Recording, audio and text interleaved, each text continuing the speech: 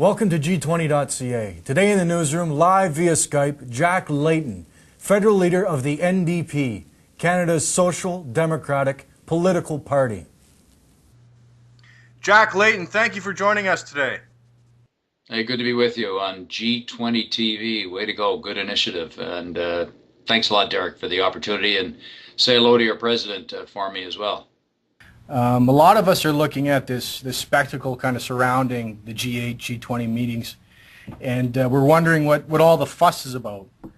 So I was wondering if maybe you could just kind of explain why are these G8, G20 meetings seemingly so important? Like, what's at stake here?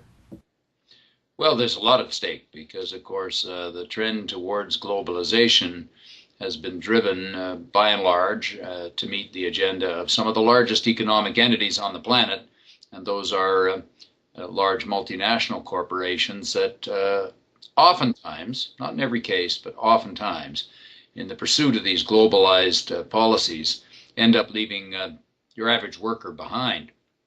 And in a place like Canada, for example, where working people over the years have had their trade unions. They worked hard to establish those trade unions. Wasn't easy to get them going. A lot of opposition from the rich and powerful. And those trade unions then negotiated working conditions, health and safety, pensions, decent wage. I mean, you can always look for more, but that's why we have these negotiations. And unfortunately, some of the globalization that we see going on seems to be designed to stop that improvement of the standard of living of the average person, and instead to start us on a race to the bottom.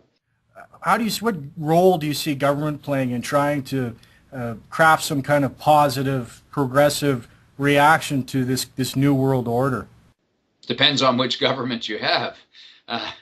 With our current government, of course, they're very, very ideologically driven around the notion of giving the big corporations as much as you possibly can, leave them to be as free as they possibly can to do whatever they like, and even giving them tax cuts, even if they export our jobs.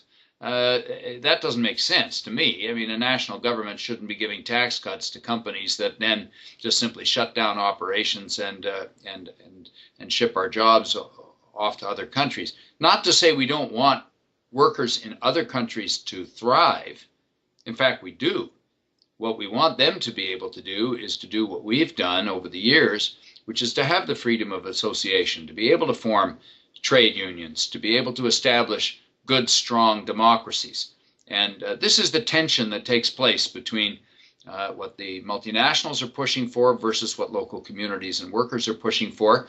Sometimes tension is healthy as long as there's a balance there. You know, as long as there's some equality between the different sides, but that's not what we tend to see. And, you know, it's not as though the public is going to have much access to these decision makers. In fact, if anything, it's going to be a bunch of fences and a whole lot of police, mounting to over $1 billion in costs right now for a meeting. Boy, oh boy, just imagine what you could do. You could lift every senior in Canada currently living in poverty. There's 250,000 seniors living in poverty in Canada. It's a terrible situation, using food banks and so on.